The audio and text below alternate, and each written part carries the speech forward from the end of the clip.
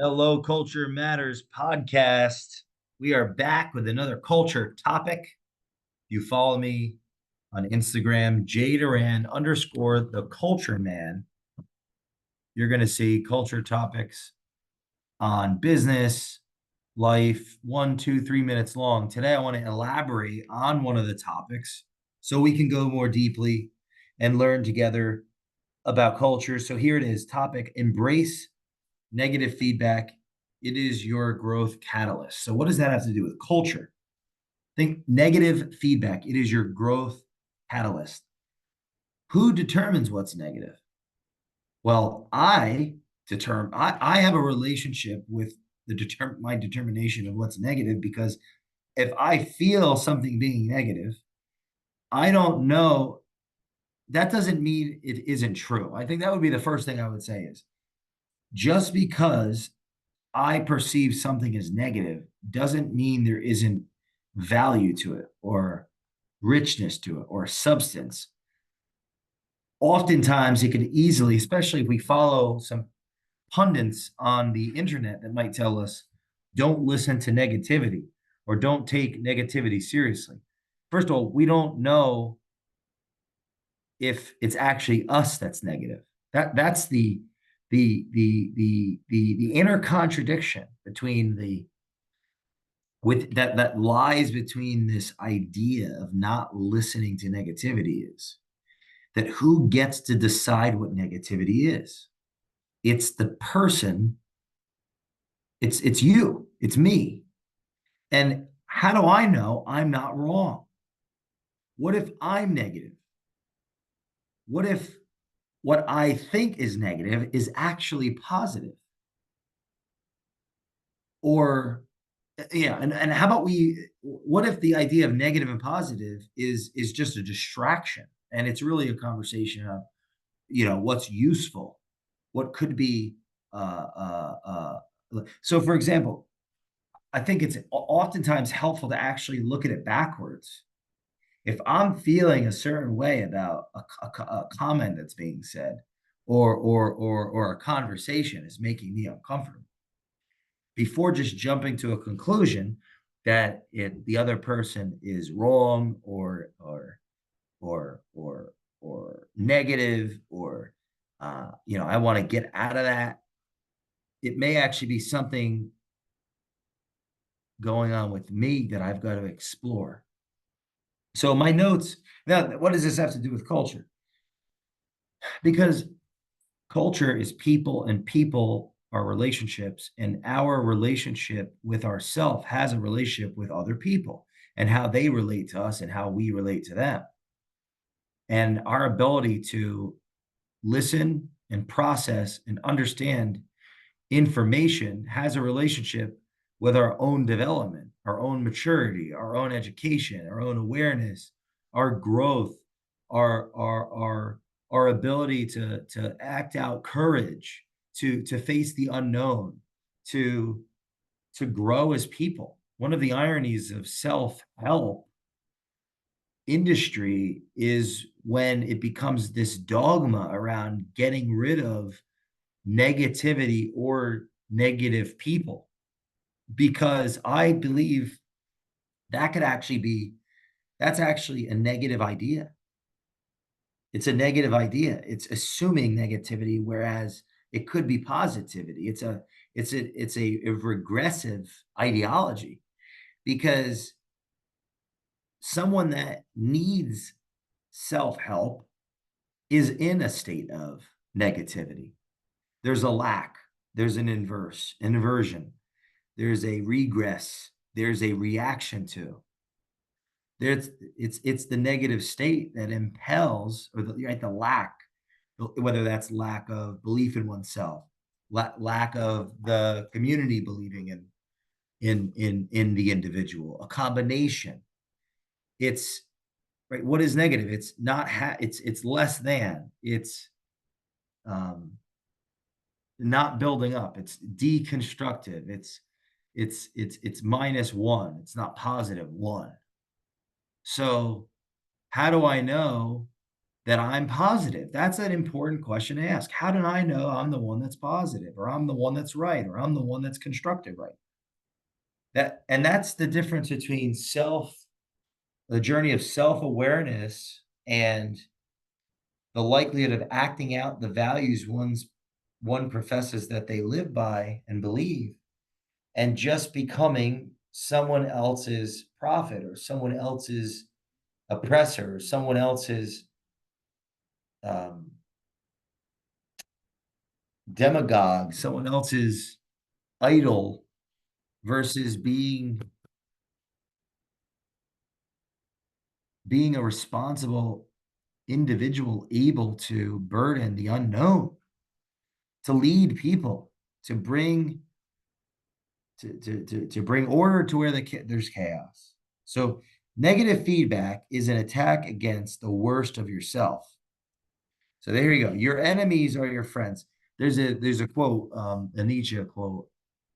A man of knowledge, or a person of knowledge, needs to be able to love his enemies and hate his friends.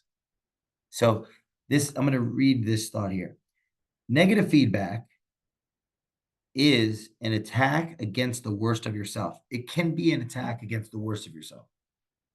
Something based on who you could be, me, we might have to give up something that we are now, a behavior we're acting out now, a habit, a ritual, to become who we want to be.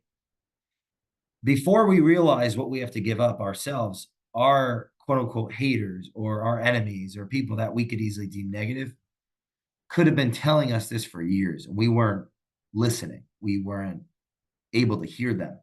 So we're alienating ourselves from our friends, our enemy, we're labeling them our enemies.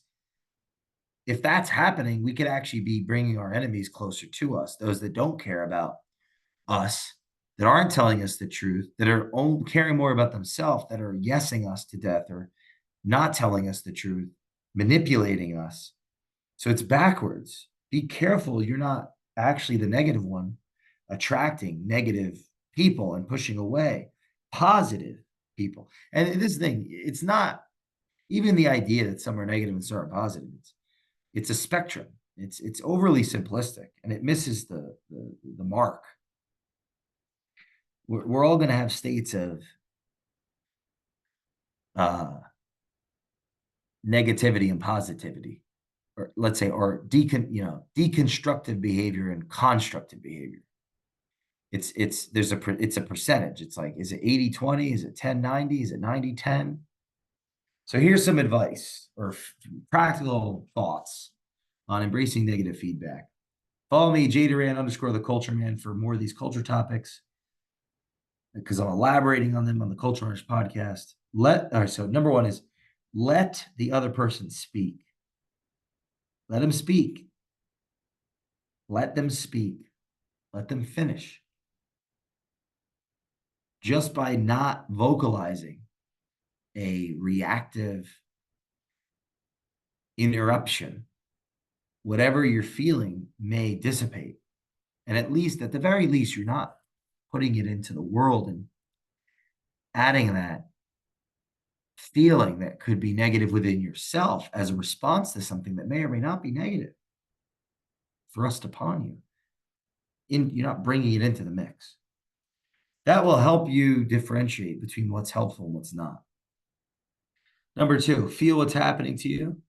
This can point to you in a direction of growth. Yeah, what you're feeling could be a signal to something that is true that you have to work on. Keep that in mind. Number three, remember, they could be right a little and wrong a lot. So your counterpart could be right a little and wrong a lot, as well as wrong a little and right a lot.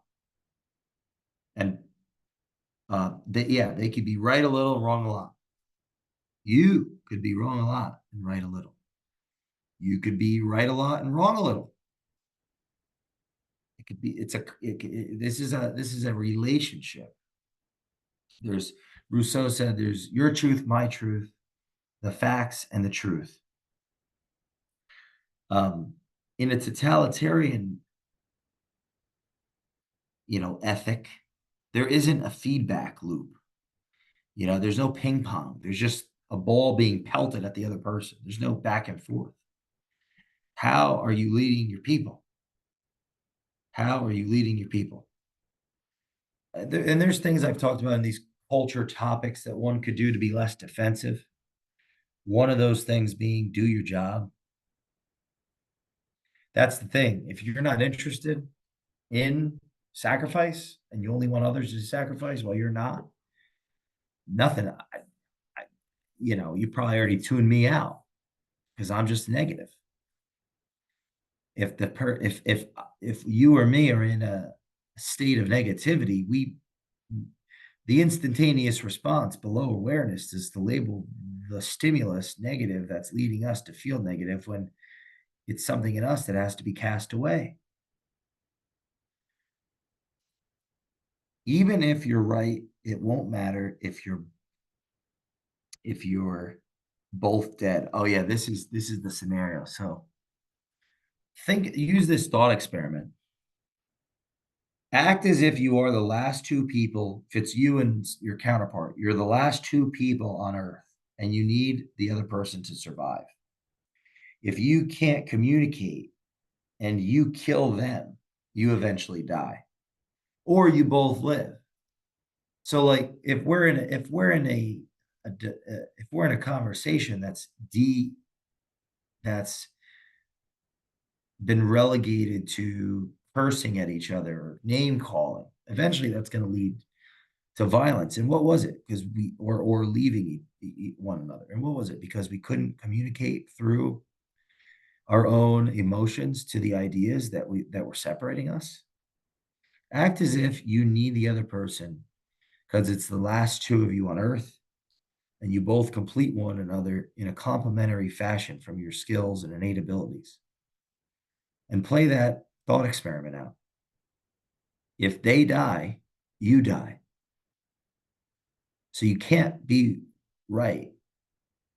Your future you dies when you win that argument. Do you want to be right or do you want to get better? You need the other person to get better. The other person is a mirror to what's not as good as it could be in yourself. We're not on an island. We're not an island of our own making. We need other people to give us feedback on where we're strong and where we're weak. And at the end of the day, you could save face, have some humility, some patience, and some compassion for the other side. And so that's my thoughts on this topic around negativity. And please leave us a review on the Culture Matters podcast. Follow me at Jay Doran _ the Culture Man on Instagram for more of these culture topics. And we will see you next time in the Culture Matters podcast.